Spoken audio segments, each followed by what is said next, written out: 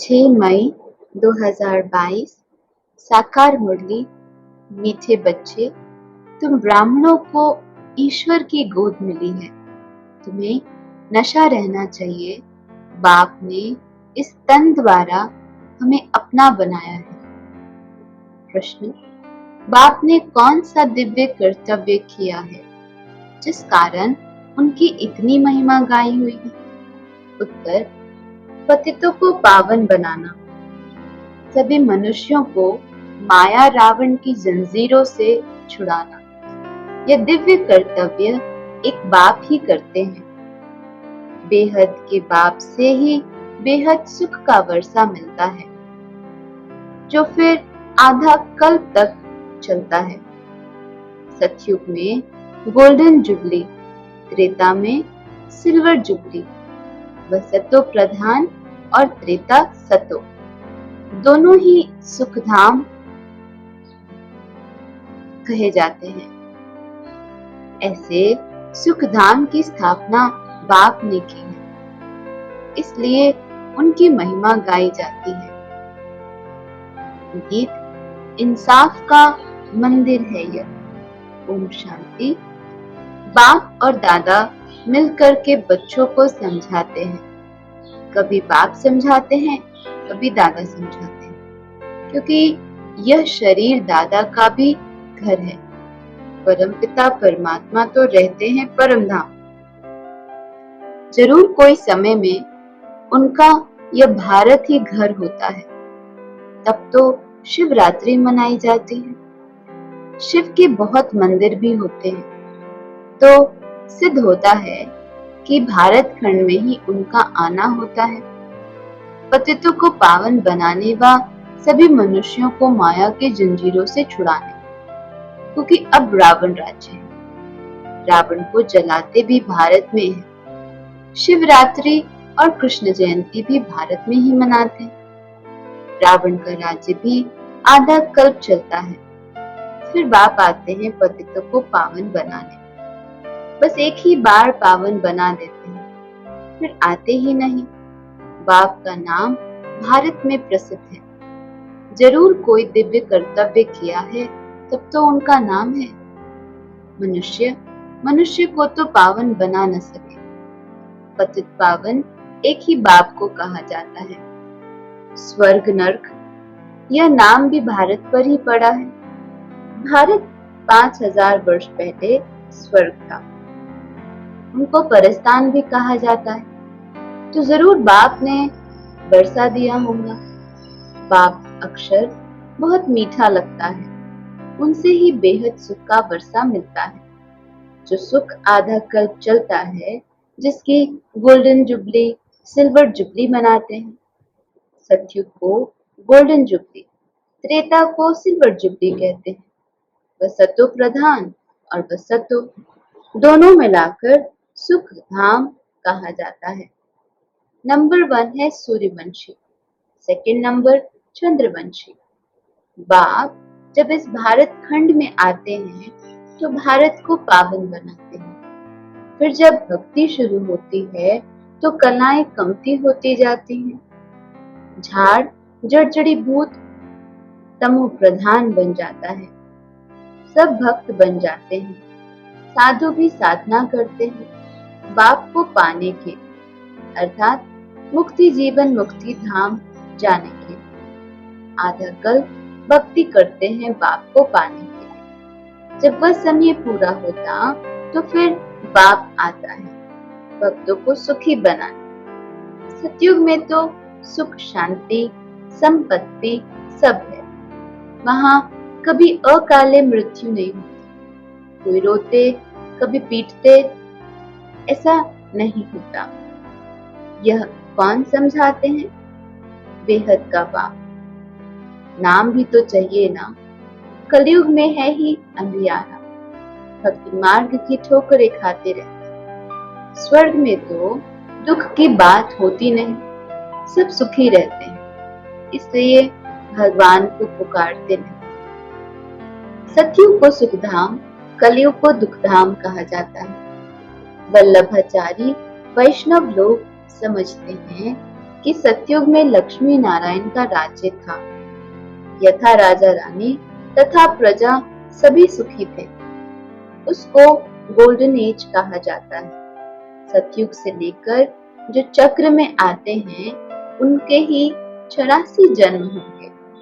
बच्चों को समझाया है कि यह झाड़ है, सब पत्ते इकट्ठे नहीं आएंगे। सतयुग में एक ही आदि सनातन देवी देवता धर्म था तथा प्रजा सुखी थे।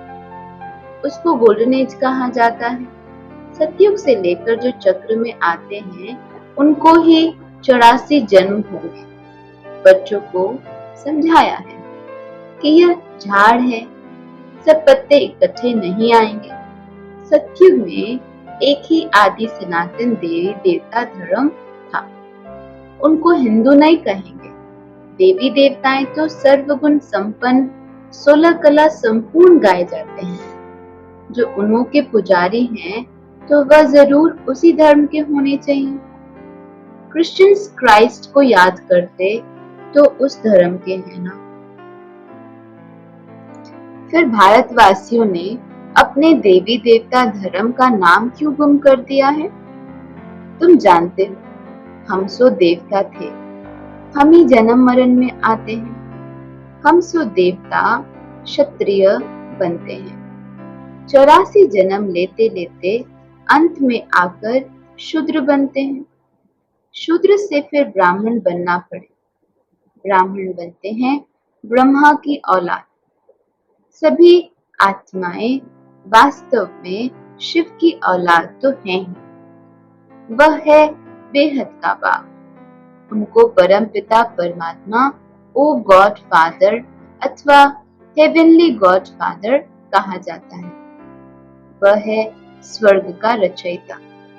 अब बुद्धि से बच्चों को काम लेना है। जबकि बाप स्वर्ग स्थापन करते हैं तो हम क्यों न नई दुनिया का वारिस बने?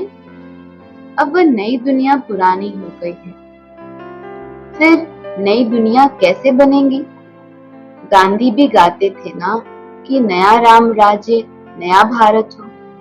हम जानते हैं कि अब वह स्थापन हो रहा है। अभी तुम ब्राह्मणों को ईश्वरीय गोद मिली है।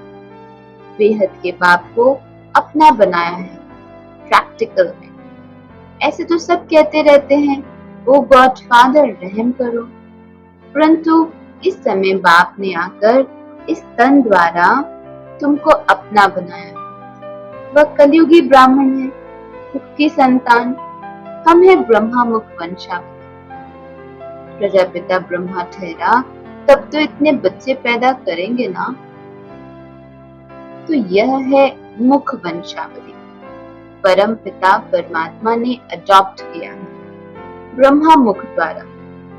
तो गोया माता भी हो गई। तो मात पिता, ओ बाबा, आपने हमको ब्रह्मा मुख द्वारा अपना बनाया है। ये भी समझने की बातें हैं। ज्ञान सागर एक ही बाप है। ज्ञान से ही सदगति अर्थात दिन होता है। अज्ञान से रात होती है। कलयुग तो रात है ना। इनको भक्ति मार्ग कहा जाता है। शास्त्र सब भक्ति मार्ग के हैं। उनसे कोई बाप के पास पहुंचने का रास्ता नहीं मिलता। बाप आते ही हैं कल्प कल्प। शिवरात्रि मनाते हैं तो जरूर आते होंगे। उनको अपना शरीर नहीं है। ब्रह्मा विष्णु शंकर को भी देवता कहा जाता है। ब्रह्मा देवताय नमः, विष्णु देवताय नमः, फिर शिव परमात्माय नमः कहते हैं। ब्रह्मा है इस साकार सिजरे का बड़ा, अभी प्रैक्टिकल में है। बाप ही आते हैं संगम युग पर। अभी यादव भी हैं तो कौरव भी हैं, और पांडव तो है योग बल वाले शक्ति सेना। तो अभी तुम बच्चे जानते हो, शिव बाबा प्रैक्टिकल में ब्रह्मा तन में पधारे। उस निराकार शिव का मंदिर भी है। शिवरात्रि मनाई जाती है, परंतु गवर्नमेंट ने शिव जयंती की छुट्टी भी निकाल दी है। औरों की जयंतियां मनाते रहते हैं। धर्म की ताकत तो है नहीं, इसलिए अनराइटियस, अनलॉफुल, इंसॉल्वेंट बन पड़े हैं। No purity, no peace, no prosperity. इस भारत में ही 5000 वर्ष पहले जब गोल्डन जुबली थी तो प्योरिटी, पीस, प्रोस्पेरिटी सब था। कभी अकाले मृत्यु नहीं होता था। भारत जैसा उच्च संपत्तिवान और कोई हो नहीं सकता। भारत खंड है सबसे ऊंच, उनकी हिस्ट्री भी बनी हुई है। पावन भी यह भारत तो पतित भी यह भारत ही बनता है।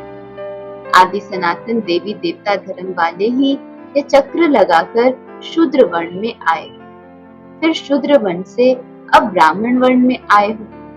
देवताओं से भी ब्राह्मण उच्च चोटी पर है। सतयुगी देवताओं की जो महिमा है वह बाप की महिमा से अलग है।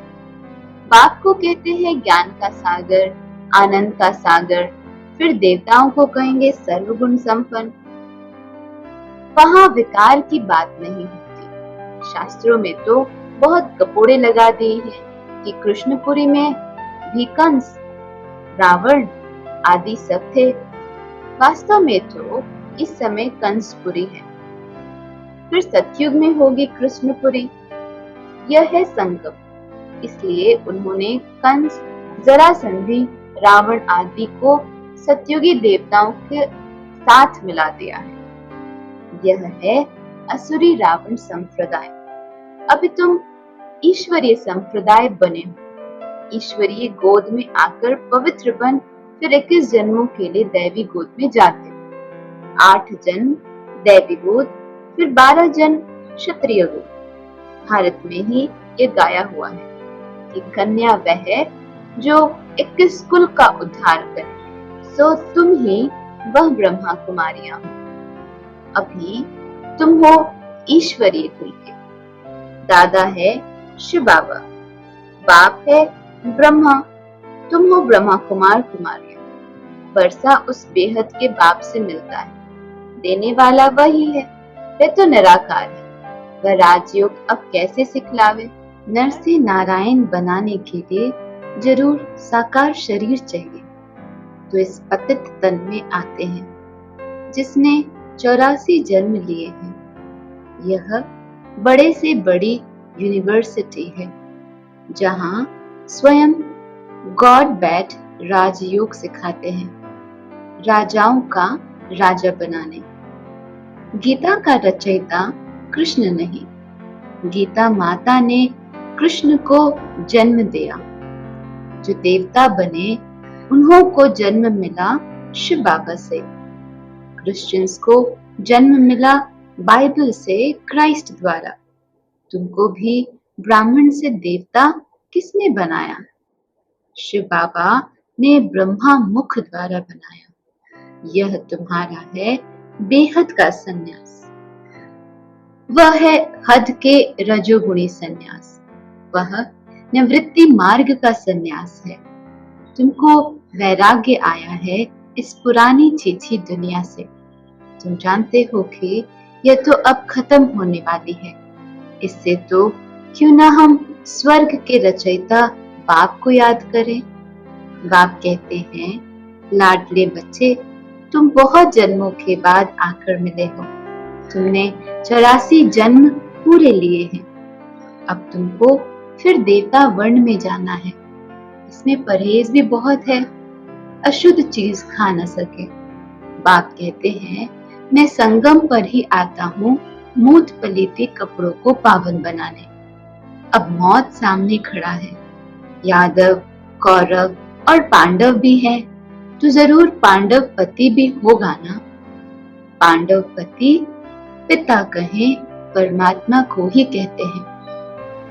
फिर तुम हो पंडित, राह बताते हो सुख धाम का, शांति धाम का।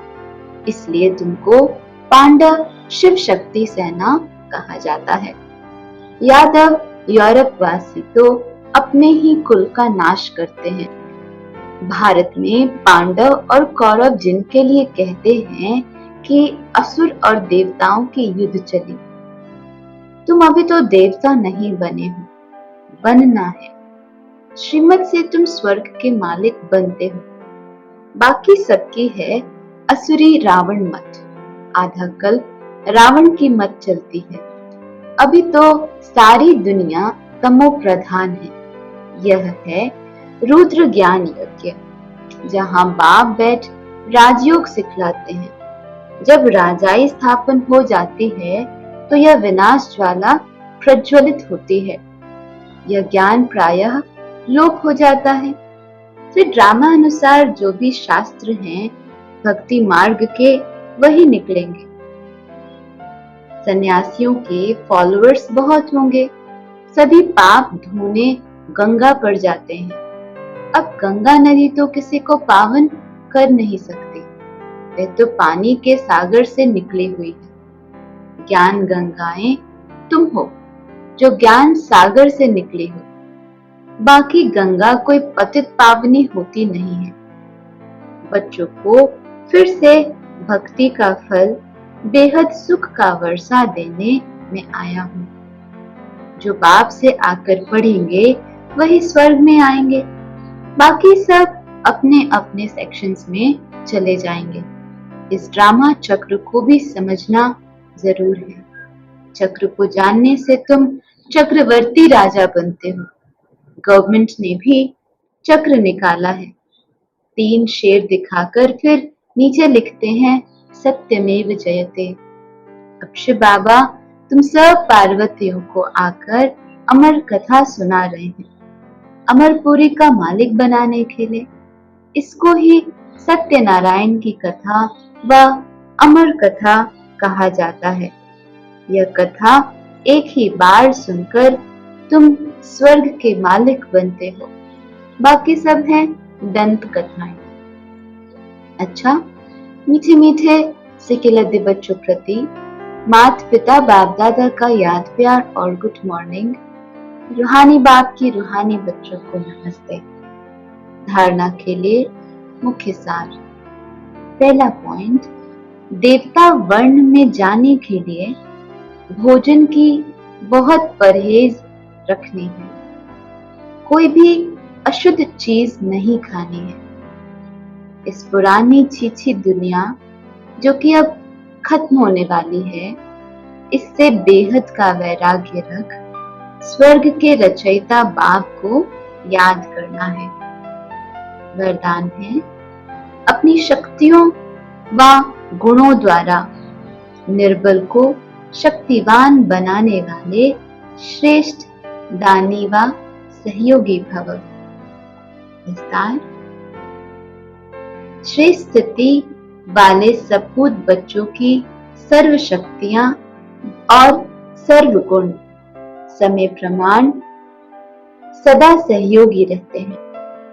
उनकी सेवा का विशेष स्वरूप है बाप द्वारा प्राप्त गुणों और शक्तियों का अज्ञानी आत्माओं को दान और ब्राह्मण आत्माओं को सहयोग देना। निर्बल को शक्तिवान बनाना यही श्रेष्ठ दान व सहयोग है। जैसे वाणी द्वारा व मनसा द्वारा सेवा करते हो, ऐसे प्राप्त हुए गुणों और शक्तियों का सहयोग अन्य आत्माओं को दो, प्राप्ति कराओ। स्लोगन, जो दृढ़ निश्चय से भाग्य को निश्चित कर देते हैं वही सदा निश्चिंत रहते हैं।